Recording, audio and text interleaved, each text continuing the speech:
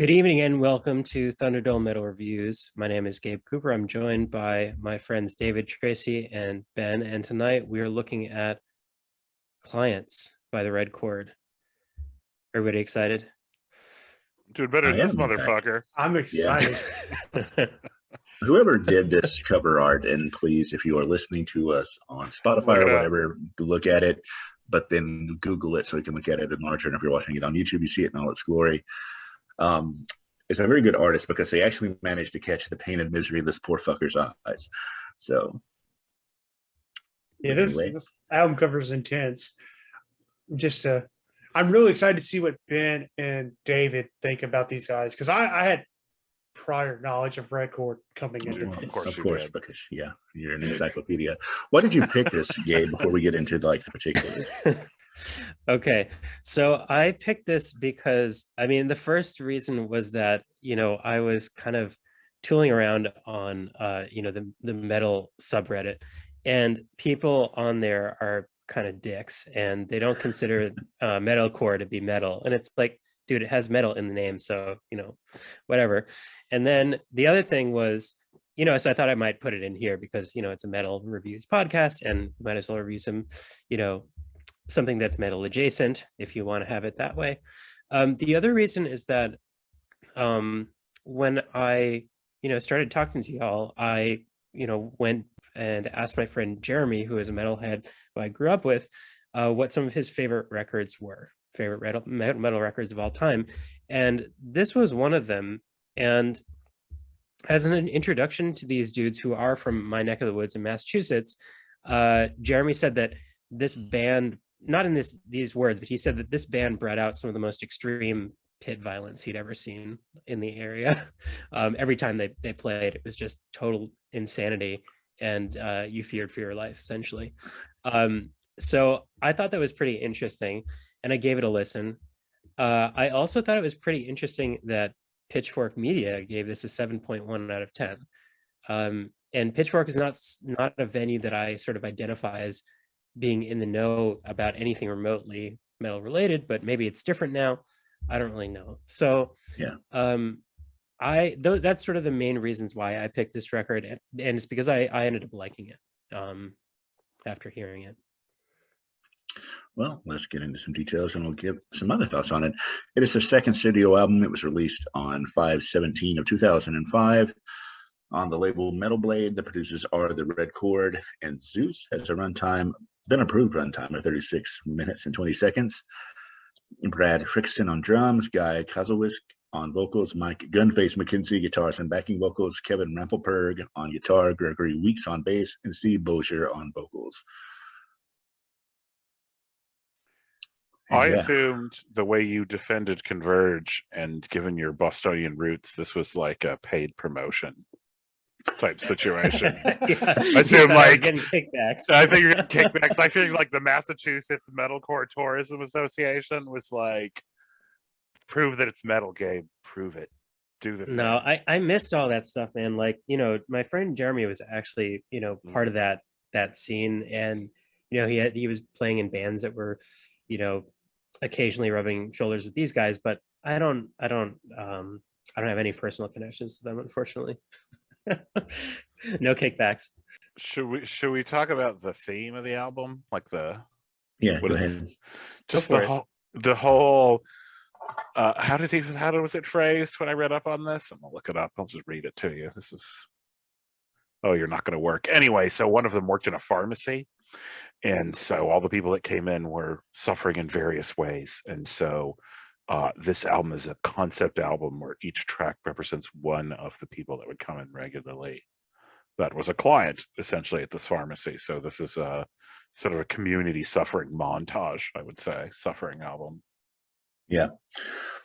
As to whether this is metal or not, I don't think that there's any reason to have this argument, because this is the heaviest of the albums that we've reviewed in this album cycle by far.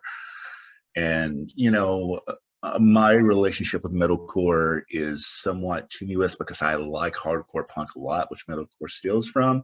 I don't always like what that turns into, but I actually really enjoyed this. I thought that this was really well played. It was fast and aggressive. I like that. The album was not very long. I also like that. These are, as David said, snapshots of human misery. Which some people are going to give and take, but if you're listening to metal, you're probably at least somewhat into. It's a different take on it than like when we did Skinned, which I think is also very interesting. But yeah, this was a band that I had never heard of, that I, much like the last band that we did, that I actually found myself quite enjoying. What did you think, Tracy? I don't know. I don't know Chuck why. about it. Yeah. I don't know why the metal subreddit thinks this isn't metal other than they're elitist assholes. And if you're not playing, if it's not black metal recorded on a fucking My First Tape recorder, then it's not true metal. I mean, that's a lot of them. They even, So true. they even like, it's not real. They call themselves the Ivory. Even the mods call themselves the Ivory Tower. So it's stupid. Now, this is metal. What it is, it's not their metal. It's not. This is my generation's like that mixture of, or like,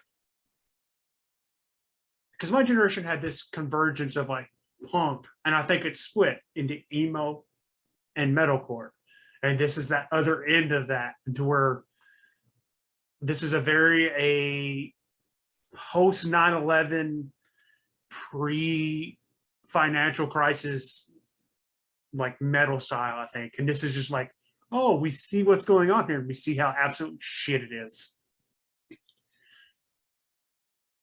But yeah, I knew these. I first heard these guys back in 07. I was in ROTC, and one of the year 4 people was conducting PT, and he had this album playing while we were doing it. I was like, "What to him from? Who's that?" And he's like, "It's the Red Chord." I'm like, "Oh, cool." And so, yeah, I mean, these guys are bangers, and I could see why their pits were nasty, is because these guys are like, hey, like Joffer Cowboy was like, and you get a breakdown, and you get a breakdown. There's a lot of breakdowns in. Way too many. Perhaps. I started But doing my yeah. taxes and chopping onions and going shopping. I'm like, are we doing this again? Like, I know that's the genre. I get it. Yeah, I think it's better than Job for a Cowboy, though, in my opinion. I don't. But we're all both entitled to our wrong opinions. I think We are. I mean, I think that Job for a Cowboy is like more firmly in the death metal camp, and also Exactly. These guys are certainly inspired by death metal, but this isn't really death metal. And I mean, the other thing is that they're doing what Job for a Cowboy wanted to do in their first EP, but really couldn't get there. They have this sort of stop on a dime, twisty and turny type compositions. They don't pull any punches. They have death growling and sort of hardcore vocals. So they're kind of sitting between like, metalcore and grindcore and like tech death and stuff like that. And what I found that's remarkable about this record is that it's solid and consistent, but it doesn't feel at all samey to me. Like, I think that even if you're saying, oh, they're throwing out a breakdown like here, there, and everywhere, that is a common style element of the genre that they're working in. But I think that the tracks themselves don't come across as samey. Maybe that's just my bias.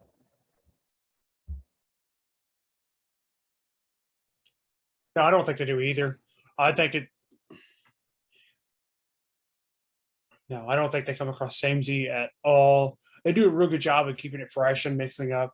And they have the 2 guitarists, but they're very distinct, and they're playing very almost like counterintuitive part of the time, to where they're operating at a different.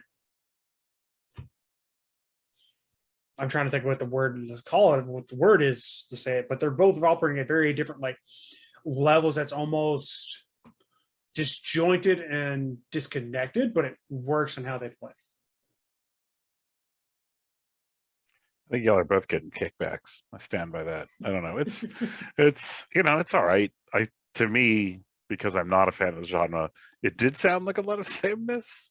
It was heavy and aggressive, so that I'm usually for, and was for here. But it just, I don't know. We talked about this when we talked about Shadows Fall. I think Jump for a Cowboy is better than this because of the death metal. Indeed, the less metalcore it was, the more I liked it. As they evolved. So Right. I'm like, That oh, this is the tracks. album. This is the album that's straight death metal. I'm like, this sounds good, man. Anyway, The album but I didn't pick. exactly. But I know why people like this, and I've been in a lot of pits, and I understand the desire to punch people. So I can see how this would be a fun thing for certain people.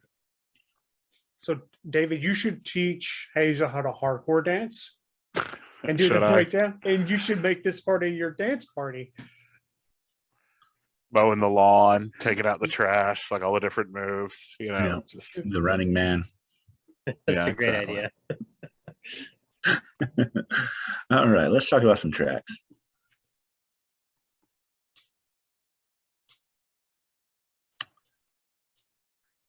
So since we're all just staring at it, I guess I'll go first. I thought Fixation on Plastics was a good opener, and Lay the Tarp was a decent follow-up. Ant-Man is pretty good. Hospice Residence, I enjoyed it.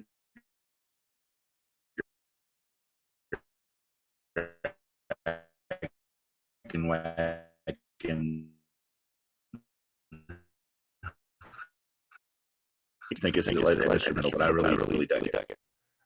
That's probably the only track I by my statement I said after hearing an album the first full time in a while. I was like, David's gonna like one track off this album. Is that right, David?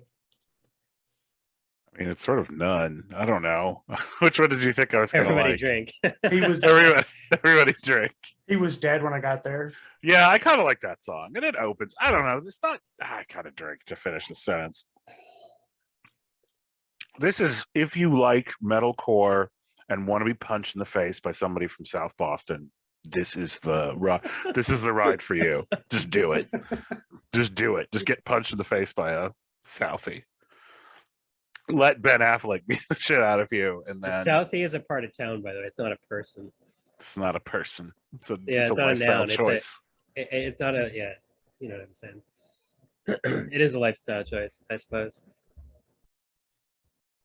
Well, I'll jump in and say my favorite tracks on this. I do like all of them, but my favorites are Lay the Tarp, Black Santa, Upper Decker. It has that nice like prog interlude into it, and it goes back to Punishing You. I like Hospice Residence. I like Blue Line Cretin, and finally, He Was Dead When I Got There. It's such a random doomy closer to this metalcore record, but it's so good. I mean, I love the way it ends. It's totally unexpected. Yeah, that was approaching sludge with that closer. That's probably why I liked it so much. Yeah. I like I think 1 through 4. I really enjoyed those. Clients is all right. And then I think kind of comes up mixed bag toward the end. He Was Dead When I Got There is great, but it's such a odd tempo change for the album that's kind of almost off-putting when you're in the headspace for, all right, here we go. That's my one detractor from it. This album's off-putting. Just kidding. To you, but for okay. real, yes. Pansies. Entitled to my wrong opinion. Yeah, as always. Kind of nice to have someone else being the hater. So, I know this came up also with what was that blast we did where I just could not. I was like, Yeah, it Code was Orange. Code Yeah, Orange. it's like Yeah, this. yeah. This is it totally triggered you, and you It really couldn't did. deal with it. I got so mad, and now that I know they can make good songs, I'm even more mad at them. But anyway, yeah.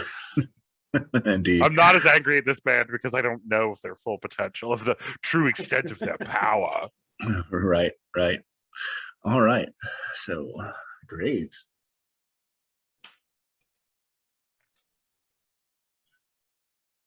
What you got for us, Gabe? This is gonna get an A. It's really great. I don't have complaints about this at all. And I actually, I went back to it a number of times this week, so I'm happy about that. I'm going to come in at the opposite end of the spectrum, but not as opposite as you might think, because it is heavy and super disturbing and lyrically fucked, which is where we are in 2022. So that knocked it up to a C+ to me. It's heavy. I mean, that's good. So I'm going to give it a C+. I don't know what you were expecting, Tracy, but I was expecting a C. yeah, I was going to lower do that. than you. But one, like, I just listened to Gabe talk and he just sounds so passionate about it. And two, I can be swayed. And then, as I said, it is actually heavy and well played. So, I mean, I think it deserves a C+. It says, look, the grade says only for metal. It says for metalcore fans only. Wait, why does it say says only? that right there. Why does it say It says only that. for hardcore fans only? Like, what? Wait, what? Is That's it for always hardcore said fans, that? yeah. David. Yes, Only it for has always hardcore said that. fans of the band. Only It says for only for hardcore metalcore fans only. only. Only. I don't think I've ever noticed that. Anyway, it says metalcore. It's right there at C+, so that's what it gets. I'm going to come in between you guys, and I'm going to give this a. I guess I'm going to go with a B+, because I think this is an excellent album. It's, again, by a band that I'm not really familiar with, that I actually enjoyed listening to. And honestly, the thing that pushes it up is just that last track, because otherwise I probably just would have given it a B or B-. That last track is so good that I had to bump it up.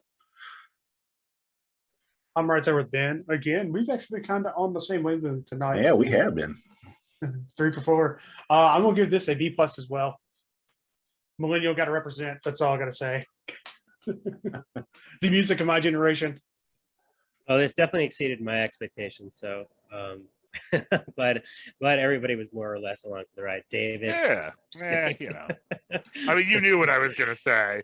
I mean, the minute Yeah. the first breakdown started, I just like threw my glass against the wall. Like, God damn it. No, it's fine. Everything's fine. You everyone. too, Gabe. At least this wasn't a live coach yelling at us like in some hardcore. So, No, hardcore. I like this way more than that. Like, there's no. That's the thing. We don't. I know it sounds like sometimes I give harsh grades, Ben, as well, but there's some true shit out there that we don't review that I really don't like. Yeah. That There's some 5-finger death punch out there that he doesn't Gosh. like. some Oh. just true butt Well. metal. We need to do a butt metal blast, right? We need to. No, we don't. do need to. We Don't need to. give We me- need to don't. incorporate some more butt metal. We don't. We don't. Oh, But God. since We I actually did, gotta- since I put some of my picks this year in the hands of the spreadsheet on random, I think I'll probably come up with some albums that you guys do not care for. that was going to happen in whether you picked them or if the algorithm did. So It's got plenty You of wrote the stuff to do. algorithm. right. So it is just a representation of the Tracy brain. But It is. what are we doing next time, Tracy?